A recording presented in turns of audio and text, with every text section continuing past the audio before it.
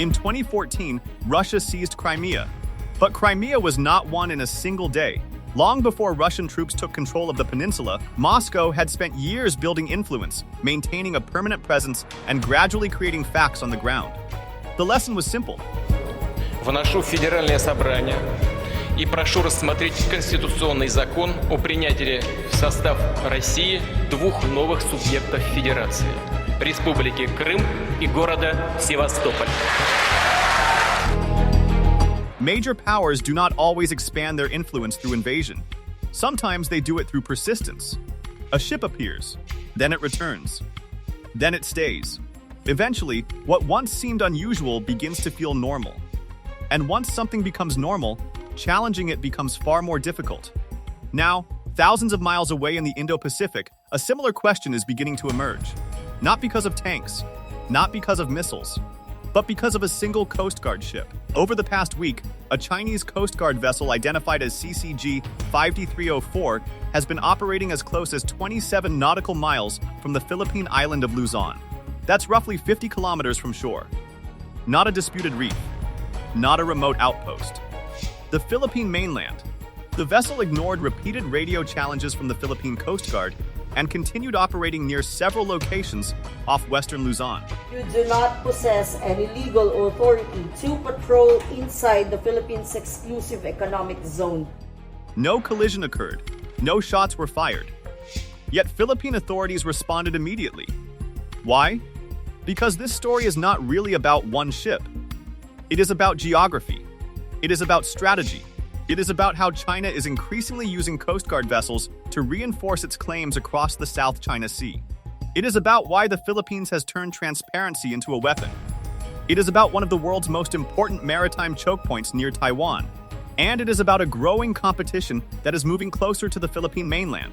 The appearance of CCG 5304 may seem like a routine patrol, but for many in Manila, it represents something much larger. A test of whether constant presence can gradually reshape the balance of power in the Indo Pacific without a single shot being fired. Before discussing strategy, we need to understand exactly what happened off the coast of Luzon.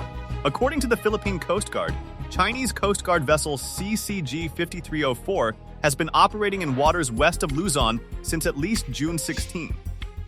The numbers immediately stand out. At one point, the vessel was tracked just 27 nautical miles from Burgos, Ilocos Norte. It was also observed approximately 30 nautical miles west of Capones Island and around 45.5 nautical miles west of Iba, Zambales. China Coast Guard Vessel 5304. This is Philippine Coast Guard Vessel BRP Malabrigo, MRRV 4402. You are advised that you are currently sailing within the Philippine Exclusive Economic Zone. To understand why that matters, consider this. 1 nautical mile equals roughly 1.85 kilometers. That means the Chinese vessel was operating between approximately 50 and 84 kilometers from the Philippine coastline. For comparison, Scarborough Shoal, the site of many previous confrontations between China and the Philippines, is located roughly 120 nautical miles from Luzon. In other words, this patrol was taking place significantly closer to the Philippine mainland than many of the maritime incidents that typically dominate headlines. We have more news. Philippine authorities challenge a Chinese Coast Guard ship said to be loitering off the western coast of Luzon. In response, the Philippine Coast Guard deployed BRP Malabrigo, an offshore patrol vessel tasked with monitoring and challenging the Chinese ship's presence. A maritime domain awareness flight was also launched to verify the vessel's location from the air. According to Philippine authorities, Coast Guard personnel repeatedly contacted CCG 5304 over radio. The response never came. The Chinese vessel reportedly ignored multiple radio challenges while continuing its operations in the area. You are directed to cease and desist from conducting illegal maritime patrols within the Philippine Exclusive Economic Zone. Your illegal activities will be reported to higher authority. Commodore J. Tariella, spokesperson for the Philippine Coast Guard on West Philippine Sea issues, stated that the vessel's movements appeared consistent with China's efforts to patrol areas falling within its so-called 9-line claim. That claim remains one of the most controversial issues in the South China Sea. In 2016, an international arbitral tribunal ruled that China's expansive historical claims had no legal basis under international law. Beijing rejected the ruling and continues to assert its claims. What makes this incident unusual is not the presence of a Chinese vessel. Chinese Coast Guard ships regularly operate throughout the South China Sea. The real significance lies in the location. There were no collisions, no water cannon attacks, no dangerous maneuvers, no exchange of fire. Yet despite the absence of confrontation, Philippine authorities treated the incident seriously. Because in modern maritime disputes, where a ship appears can be just as important as what that ship actually does. And in this case, the location raises a much bigger question. Why are Chinese Coast Guard vessels operating so close to Luzon in the first place? For most of the past decade, the most dangerous confrontations between China and the Philippines have occurred around distant flashpoints such as Scarborough Shoal, Second Thomas Shoal, and the Spratly Islands. This incident was different. The Chinese vessel was operating just 27 to 45 nautical miles from Luzon, the Philippine mainland. For comparison, Scarborough Shoal lies roughly 120 nautical miles from Luzon. Many disputed features in the Spratly Islands are hundreds of nautical miles farther south. That alone explains why Philippine authorities paid such close attention. Luzon is not just another island. It is home to more than 60 million people and serves as the political, economic, and military center of the Philippines. Manila, Subic Bay, Clark Air Base, and some of the country's most important infrastructure are all located here. This is the heart of the Philippines. The waters west of Luzon are equally important. They sit astride major shipping routes linking East Asia with the wider world. Every year, trillions of dollars in trade move through the South China Sea, making it one of the most economically significant waterways on the planet. Luzon also occupies a key position within the first island chain, the strategic arc stretching from Japan through Taiwan and the Philippines. For decades, military planners in Beijing and Washington have viewed this region as one of the most important pieces of maritime geography in the Indo Pacific. That is what makes the appearance of CCG 5304 noteworthy. The story is not simply that a Chinese vessel appeared, it is where it appeared. And that raises a larger question. Was this merely a routine patrol or part of a broader strategy unfolding across the South China Sea? So why would a Chinese Coast Guard vessel spend days operating near Luzon's coastline without provoking a direct confrontation? The answer lies in a strategy that analysts often describe as persistent presence.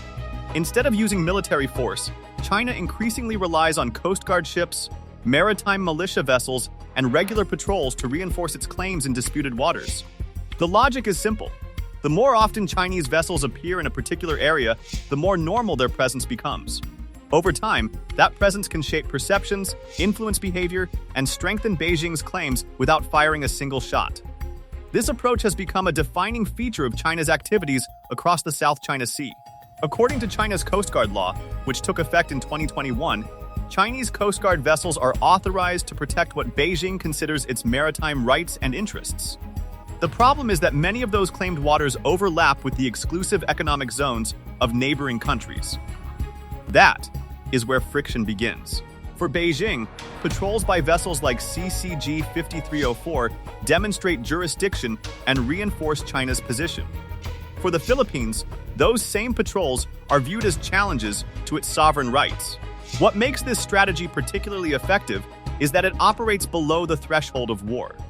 A Coast Guard ship is not a warship, yet it still projects authority, it still signals intent, and it still creates pressure.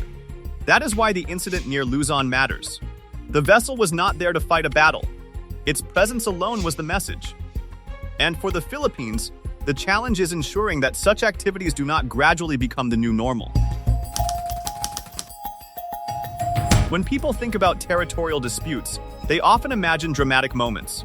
A naval battle, a military standoff, a crisis that dominates headlines. But many disputes are not decided by dramatic events. They are decided by repetition. This is what makes incidents like the CCG 5304 patrol so significant. The danger is not that a single Chinese vessel appeared near Luzon. The danger is that it appears again, and again, and again. Over time, what once seemed unusual can begin to feel normal. Strategists sometimes refer to this as normalization through presence. The concept is simple. The first patrol attracts attention. The 10th patrol receives less coverage. The 50th patrol may no longer be considered news at all. Yet with each patrol, the operational reality changes. This concern is not theoretical. According to Philippine Coast Guard spokesperson Commodore J. Tariella, Chinese maritime activity around Philippine waters has increased significantly in recent years, particularly around key flashpoints in the West Philippine Sea. That is why Philippine authorities reacted quickly to the appearance of CCG-5304. The objective was not merely to track the vessel. It was to ensure that its presence was documented, challenged, and publicly acknowledged. Because in maritime disputes, silence can sometimes be interpreted as acceptance. And acceptance can gradually reshape expectations. This is why the contest between China and the Philippines is not really about a single patrol vessel. It is about who gets to define what is considered normal. And in the South China Sea, that may prove to be one of the most important battles of all. The Philippines understands a difficult reality. It cannot match China ship for ship. China operates the world's largest Coast Guard fleet and possesses far greater maritime resources. So instead of competing through numbers, Manila has chosen a different approach. It wants the world to see everything. Since 2023, the Philippine government has pursued what it calls an assertive transparency strategy. Every major encounter in the West Philippine Sea is documented, photographed, filmed, and released to the public. When Chinese vessels use water cannons, block resupply missions, or shadow Philippine ships, the footage often appears online within hours. That is not accidental. It is strategy. The goal is simple: expose Chinese actions, build international support, and prevent these incidents from becoming normal. According to Commodore J. Tariella, one of the key architects of the policy, transparency is not the entire strategy, but it is the foundation of it. By documenting events and making them public, Manila ensures that maritime confrontations are no longer hidden from international scrutiny. The results have been noticeable. What were once little-known encounters between Coast Guard vessels now regularly attract international media coverage and statements of support from foreign governments. That helps explain the response to CCG-5304. The mission of BRP Malabrigo was not simply to monitor the vessel. It was to document it. Because in a dispute increasingly shaped by narratives and perceptions, evidence has become a strategic asset. And in the battle for international opinion, a camera can sometimes be as important as a patrol ship. At first glance, Taiwan has nothing to do with a Chinese Coast Guard patrol near Luzon. But for military planners, the connection is obvious. Just north of the Philippines lies the Luzon Strait, a narrow body of water separating Luzon from Taiwan. Within that strait sits the Bashi Channel, one of the most strategically important waterways in the Indo Pacific. It connects the South China Sea to the Pacific Ocean and serves as a critical route for both commercial shipping and naval forces. Why does that matter? Because any major Chinese naval operation beyond the First Island chain would likely need access through choke points like the Bashi Channel. For decades, Chinese military planners have viewed the channel as a vital gateway to the Pacific. The same geography matters to the United States. Several of the Philippines' expanded defense sites under EDCA are located in northern Luzon, facing the Luzon Strait. Their location is no coincidence. They sit near one of the most important maritime corridors in Asia. To be clear, there is no public evidence that CCG-5304 was conducting a Taiwan-related mission. But strategy is often about geography, not intent. When Chinese vessels operate near Luzon, they are operating near a region that could become critically important in any future Taiwan crisis. That is why incidents like this attract attention not only in Manila, but also in Washington, Tokyo, and Taipei. Because the waters off Luzon are no longer viewed as merely part of the South China Sea dispute. They are increasingly becoming part of the larger strategic map of the Indo-Pacific.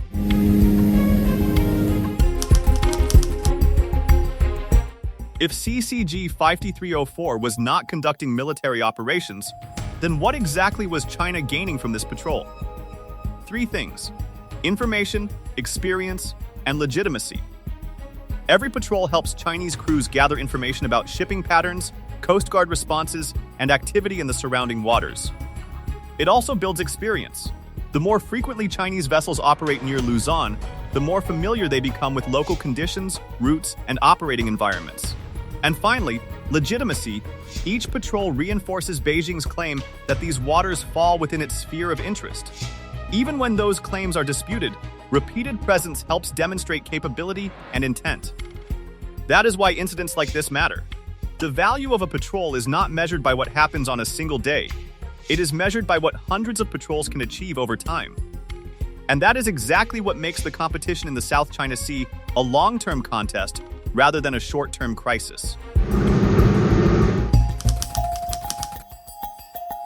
The appearance of CCG 5304 near Luzon was not a crisis. It was a signal.